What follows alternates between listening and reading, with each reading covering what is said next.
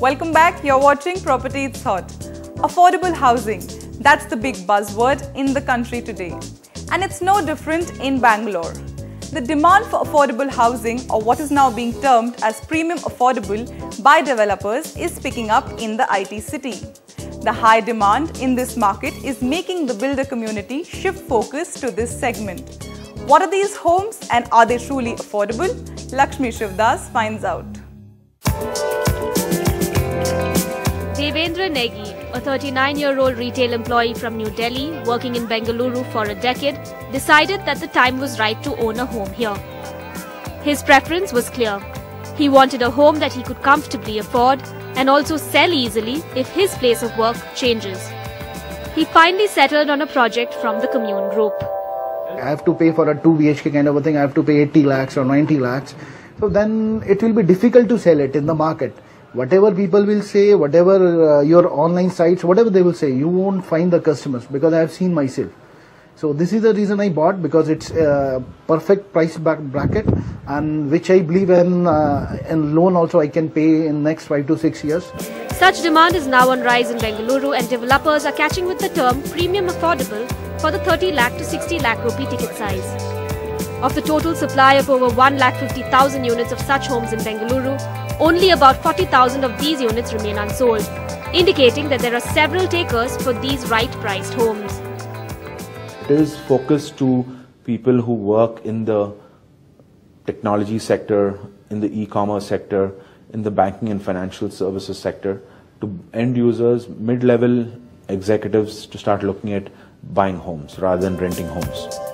Puravankara Group recognized this pent-up demand early and seized the wave of premium affordable with Provident Housing. Almost 55% of the first-time home buyers who have invested with us have not gone for home loans, which means that this inherent demand was not met by any other developer, and we were the first ones to capitalize on that.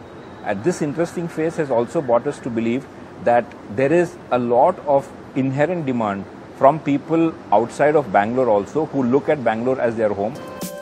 Today, top developers catering to the segment include Provident Housing from Puravankara, Shriram Properties and the Brigade Group. They are betting on margins that can be gained from larger project areas with uniform unit sizes and amenities.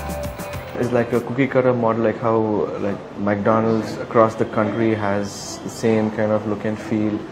So commune will have the same amenities, the same look and feel of the project, and the sizes of the units are also going to be more or less the same.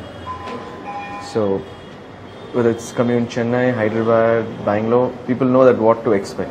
At this point of time, 40% of our sales come from Provident and 60% come from Puravankara, simply because we don't have many projects in Provident. Going forward, you will see Provident contributing 50-50. I firmly believe that if you open up Provident gates for sales, you can sell off the project.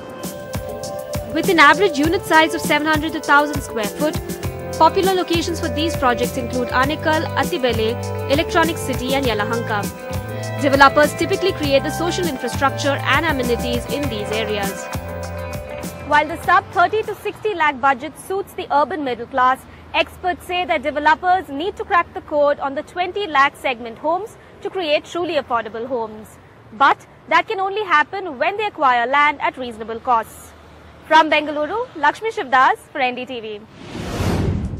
India is talking smart cities today, but when it comes to keeping our cities clean, we are clueless about dumping our waste. Clueless. Why? Because we fail to see the savings our household waste can fetch. Now, private developers have adopted the treat waste at source philosophy and developed zero waste apartments and townships. Vasudha Sharma takes us to this story.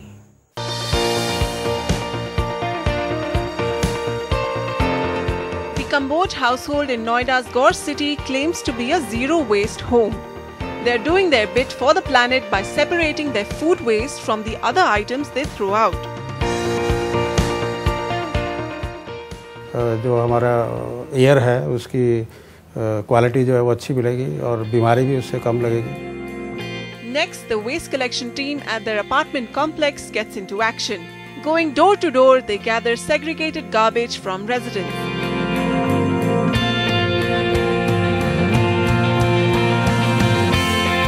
The ultimate destination is this high-tech waste disposal machine. garbage in and rich manure out in just 24 hours. It's a unique experiment whose success Gaur City is testing out with one machine first.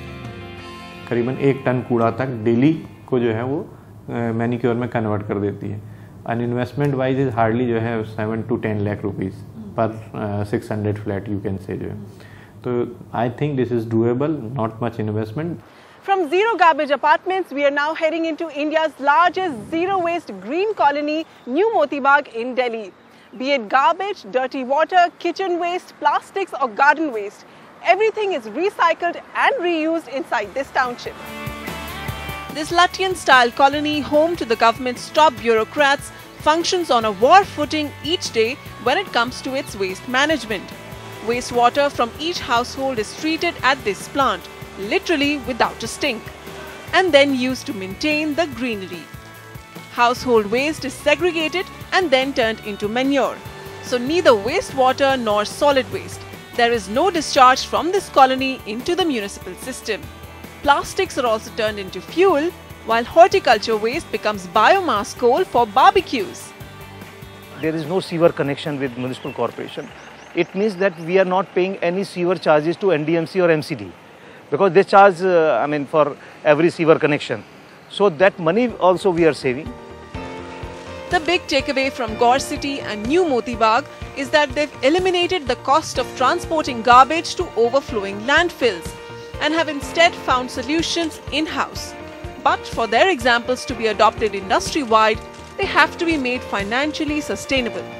The latest draft Municipal Solid Waste Management Rules 2015 were released by the Environment Ministry recently. And environmentalists say even the ministry wants to encourage citizens to deal with their waste themselves. This rule has categorically mentioned that there needs to be provisions to incentivize decentralized waste management plants. So which is a very good move. With the Environment Ministry also emphasizing waste segregation at source, the task at hand is now to raise awareness among people. With camera person K. Ravi, Vasudha Sharma, NDTV. That's all the time we have on this week on Properties Thought. We await your feedback and suggestions on what more we can showcase. Do write to us at hotproperty@ndtv.com and catch our previous shows on ndtv.com/property. For more on this space, catch us same time next week. Until then, it's a wrap from the entire team. Goodbye and take care.